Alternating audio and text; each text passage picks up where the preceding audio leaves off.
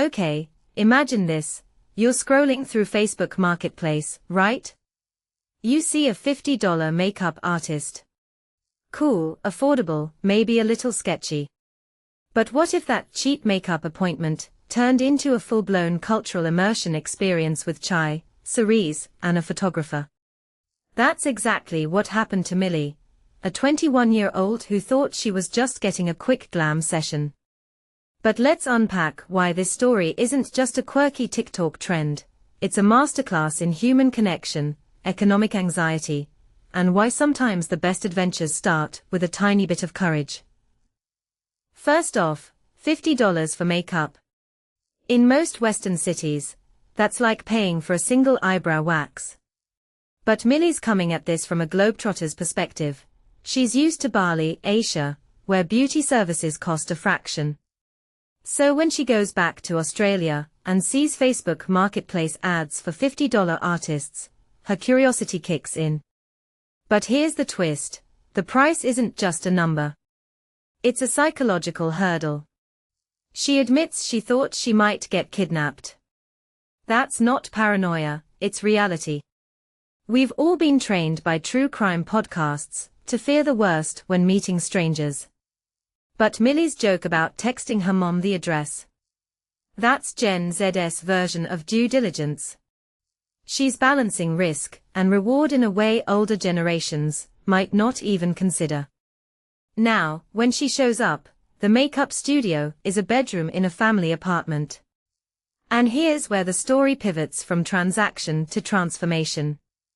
Millie doesn't just notice the artist's humble setup, she reflects on her own privilege. That's rare. Most people would see a small space and maybe feel uncomfortable. But Millie's thinking about how creativity thrives under constraints. From my perspective, that's the moment the appointment stops being about makeup and starts being about storytelling. The artist isn't just applying eyeshadow, she's curating an experience. And Millie's TikTok following. She's smart enough to realize this isn't content gold because of the makeup, it's gold because of the narrative. Then there's the Sari moment. Millie gets dressed in traditional Sri Lankan attire, drinks chai, and realizes this isn't a service, it's a cultural exchange. What's fascinating here is how the artist uses her heritage as a selling point. But wait, isn't that appropriative? No, because Millie's invited into the culture by someone rooted in it. The artist isn't cosplaying, she's sharing her world. And the chai. That's not just a beverage. It's a social bridge. A way to say, you're safe here. Let's connect beyond makeup. I mean, how many of us have had a service professional turn into a cultural ambassador? It's the ultimate value add. You pay $50 and leave with a new perspective. But let's address the elephant in the room. Why did this artist go above and beyond? Was it desperation? Pride? Both. Emerging artists often overdeliver because they are fighting for visibility. Millie admits she wouldn't book a $50 artist for a wedding, but that's missing the point. This isn't about reliability. It's about recognizing talent before it's discovered. It's the same reason you buy vinyl from an indie band, you're investing in a human's journey. And Millie's takeaway? That everyone deserves a shot. But here's my hot take.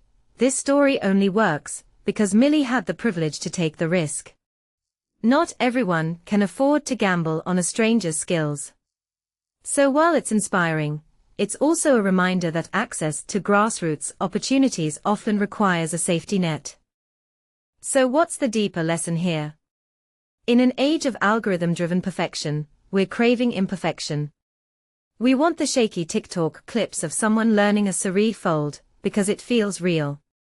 The artist's nervousness on camera, the black hair dye on Millie's blonde strands, these aren't flaws. They are proof we're human. And maybe, just maybe, this story is a metaphor for how we're all hungry for connection in a world that feels increasingly transactional. Millie paid $50, but what she got was a reminder that sometimes the best investments aren't in polish or prestige, they are in people who still have something to prove. Now I'm curious. Have you ever taken a risk on an unknown artist? Did it change how you see value? Drop it in the comments. Let's talk about the hidden costs and rewards of saying yes to the unknown.